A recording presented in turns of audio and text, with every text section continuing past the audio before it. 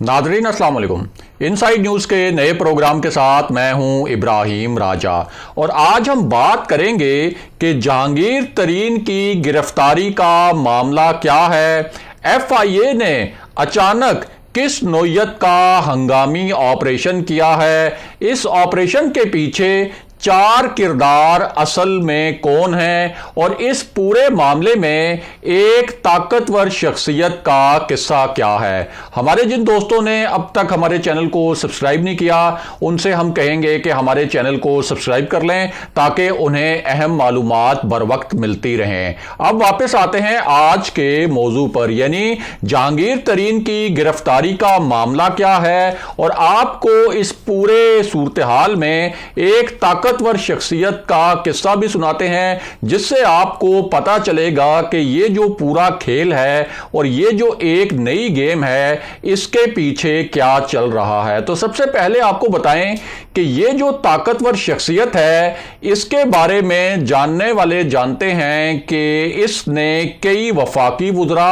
और ऐसी आला शख्सियात जिनके बारे में ये समझा जाता था कि वो वज़ीर आज़म इमरान खान के बहुत करीब हैं और बहुत बाअसर भी हैं, लेकिन इसके बावजूद इसी ताकतवर शख्सियत के जरिए उन शख्सियात की रुखसती हुई और उनको अपने अपने ओहदे भी छोड़ना पड़े। इसके अलावा ये जो ताकतवर शख्सियत है इसके फैसले इन वुज़रा और इन आला जो अफसरान हैं और आला शख्सियात हैं उनके लिए इतने हैरान कुन थे कि उसके बाद उन्होंने वज़ीर आज़म इमरान खान से इस ताकतवर शख्सियत के खिलाफ एक लॉबिंग करने की भी कोशिश की, लेकिन जाहिर है कि वज़ीर आज़म इमरान खान ने उन शख्सियात की जो तजावीज़ थी और उनकी जो लॉबिंग थी इस ताकतवर शख्सियत के खिलाफ उसके ऊपर कान नहीं धरे और यूं ये जो ताकतवर शख्सियत है इसके मुतल्लिक कहा जाता है कि असल में हुकूमत के जो कलीदी फैसले हैं वो यही ताकतवर शख्सियत करती है। इस ताकतवर शख्सियत का नाम क्या है और ये जो ताकतवर शख्सियत है ये जहांगीर तरीन के मामले से कैसे जुड़ी है उसकी पूरी तफसील भी आपको बताते हैं और साथ ही आपको ये भी बताते हैं कि जहांगीर तरीन की गिरफ्तारी और इस हवाले से जो पूरा एक्शन किया गया है उसके तीन अहम तरीन और खतरनाक तरीन नुकात क्या हैं। तो सबसे पहले आपको बताएं कि एफआईए ने अपनी तहकीकात में क्या कहा। इन तहकीकात में कहा गया है कि शुगर मिल्स की जानिब से सट्टे के जरिए 110 अरब रुपए की नाजायज मुनाफाखोरी और मनी लॉन्ड्रिंग की गई। शुगर माफिया ने एक साल में चीनी की एक्स मिल कीमत 70 से 90 रुपए तक बढ़ा दी। एफआईए के मुताबिक सट्टाबाजी की नाजायज जो कमाई थी उस कमाई को छुपाने के लिए सैकड़ों की तादाद में खुफिया और जाली अकाउंट्स खोले गए और उसके बाद बहुत ही चालाकी से और अय्यारी से मसनूई किल्लत और सट्टाबाजी के जरिए चीनी की कीमत को मुसलसल बढ़ाया जाता रहा और ये जो माफिया था इस माफिया ने मिलकर एक साल में 1 खरब 10 अरब रुपए गैर कानूनी तरीके से और नाजायज तरीके से कमाए। 1 खरब 10 अरब रुपए यानी जो पाकिस्तान के अवाम हैं उनसे लूटे गए। इसके अलावा यह भी बताया गया कि ये जो शुगर माफिया है इसने एक और भयानक मंसूबा बंदी भी की थी और वो मंसूबा बंदी ये थी कि रमजानुल मुबारक में चीनी की कीमतों को इसी तरह मसनूई तरीके से दोबारा से बढ़ाया जाएगा। और अब आपको बताते हैं कि इस शुगर माफिया के 5 कौन से सरकर्दा अरकान हैं जिनके बारे में कहा गया है कि ये 5 अरकान हैं जो इस पूरे शुगर माफिया के सरगना थे। इनमें से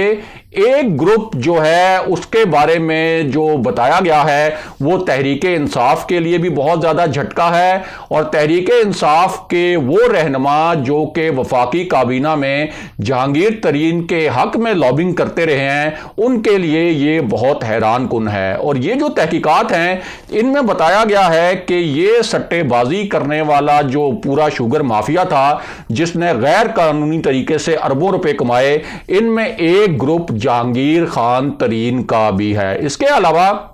اس پوری سٹہ بازی میں شریف گروپ شامل ہے، الائنس گروپ شامل ہے، الموئز تھل گروپ شامل ہے، اور حمزہ گروپ بھی اس پوری یہ جو ایک شوگر مافیا نے سٹے بازی کی اور غیر قانونی طریقے سے قیمتیں بڑھائیں وہ بھی اس میں شامل ہے۔ اس کے علاوہ ایف آئی اے نے یہ بھی بتایا ہے کہ ان گروپس کے جو زیر استعمال لیپ ٹاپس تھے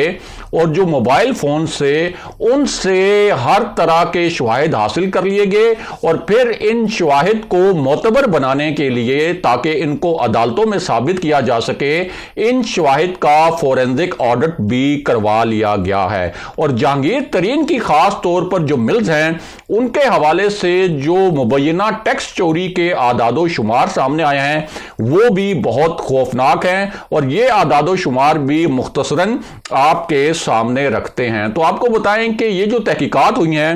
اس کے مطابق ایف بی آر کی ایک جو آڈٹ ٹیم تھی اس نے جہانگیر ترین کی زیر ملکیت ایک شوگر مل اور جو دیگر ان سے جڑی 5 ملیں تھیں ان کا جب آڈٹ کیا تو پتہ چلا کہ 2015 سے لے کر 2019 تک تقریباً ان ملز پر 7 ارب روپے کا ٹیکس جو ہے وہ عائد کیا گیا، 7 ارب روپے کا۔ اور آڈٹ ٹیم کی کارروائی مکمل ہونے پر یہ جو ٹیکس کی مالیت ہے اس میں اضافہ بھی متوقع ہے، یعنی یہ مالیت جو ہے وہ 7 ارب روپے سے بھی زیادہ ہو سکتی ہے۔ اس کے علاوہ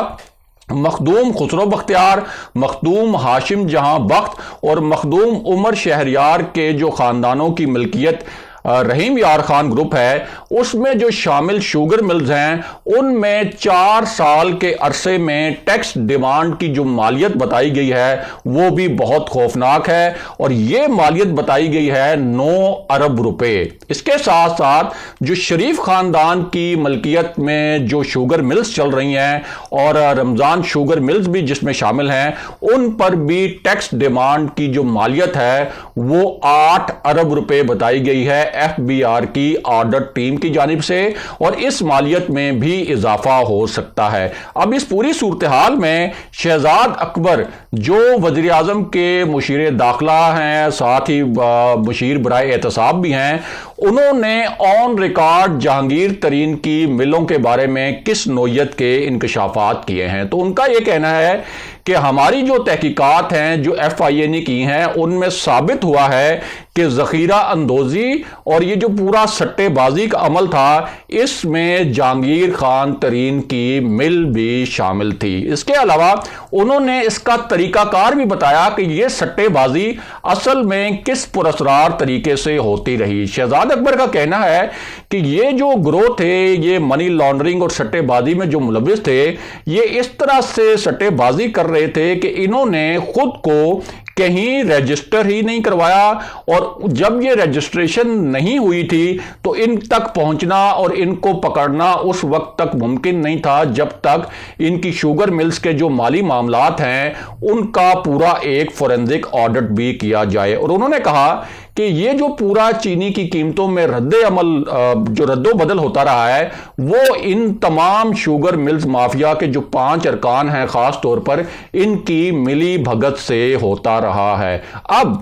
جہانگیر ترین کی گرفتاری کے حوالے سے کیا انکشافات کیے گئے تو آپ کو بتائیں کہ اس حوالے سے بتایا گیا ہے کہ یہ جو چینی ذخیرہ اندوزی تھی، یہ جو پورا ایک سٹے بازی کی گئی، اس پورے عمل میں جو شامل ارکان تھے ان کے خلاف 10 ایف آئی آر درج کی گئی ہیں، اور سٹے بازوں اور ذخیرہ اندوزوں کے ساتھ ساتھ یہ جو پورے شوگر ملز کے مالکان تھے وہ پوری طریقے سے ملوث تھے۔ اور اب شوگر ملز اور سٹے باز مافیا کا یہ جو پورا گروہ ہے ان کے کھاتوں کی کمپلیٹ ایک جانچ پڑتال کا فیصلہ کیا گیا ہے، اور پھر ایک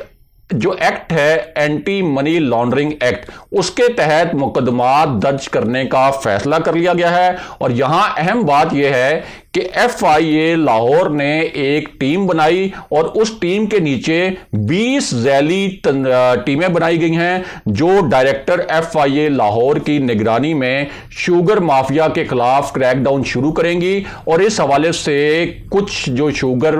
ڈیلرز ہیں ان کے خلاف کریک ڈاؤن شروع بھی کر دیا گیا ہے۔ اب آتے ہیں جہانگیر ترین کی گرفتاری کے معاملے پر، اور ساتھ ہی آپ کو اس طاقتور شخصیت کے معاملے سے بھی آگاہ کرتے ہیں جس کا ذکر ہم نے آپ سے ویڈیو کے آغاز میں کیا تھا۔ تو آپ کو بتائیں کہ یہ جو طاقتور شخصیت ہے اس کے حوالے سے جہانگیر ترین کا الزام یہ ہے کہ یہ جو پورا شوگر سکینڈل ہے اور شوگر سکینڈل کے حوالے سے جو ان پر الزامات آئے اور پھر وزیر اعظم عمران خان کو جہانگیر ترین سے دور کرنے میں اصل میں اس شخصیت کا ہاتھ ہے، اور یہ جو شخصیت ہے اس سے پہلے تانیہ ایدروس اور فردوس عاشق عوان سمیت کئی جو اہم شخصیات ہیں ان کو وفاق سے رخصت کر چکی ہے، اور یہ شخصیت ہے وزیر اعظم عمران خان کے پرنسپل سیکرٹری اعظم خان، اور جہانگیر ترین کا الزام ہے کہ ان کے خلاف یہ جو پورا ایک کریک ڈاؤن والا ماحول بن رہا ہے اور یہ جو پورا ایک شوگر سکینڈل کی مبینہ پلاننگ کی گئی یہ اعظم خان اور شہزاد اکبر نے مل کر کی، کیونکہ یہ دونوں چاہتے تھے کہ جہانگیر ترین کی گرفتاری ہو۔ اور اب یہ جو شہزاد اکبر نے اعلان کیا ہے آن ریکارڈ کہ جہانگیر ترین کی ملز بھی جو ہیں اس سٹے بازی میں اور ناجائز منافع خوری میں شامل ہیں، اور ساتھ ہی انہوں نے کہا ہے کہ ہم نے یہ فیصلہ کر لیا ہے باضابطہ طور پر آفیشل حتمی طور پر کہ اینٹی منی لانڈرنگ ایکٹ کے تحت یہ گرفتاریاں کی جائیں گی۔ اور یہاں ایک بہت اہم بات یہ بھی ہے کہ جہانگیر ترین جب لندن سے واپس آئے تھے تو ان کی لندن سے واپسی پر بھی ان کے خلاف اور ان کے بیٹے کے خلاف 2 FIRs درج کروائی گئی تھیں، اور اس سلسلے میں بھی جہانگیر ترین کا کہنا تھا کہ ان FIRs کے پیچھے بھی شہزاد اکبر اور اعظم خان ہی شامل ہیں۔ اگلے پروگرام تک کے لیے خدا حافظ۔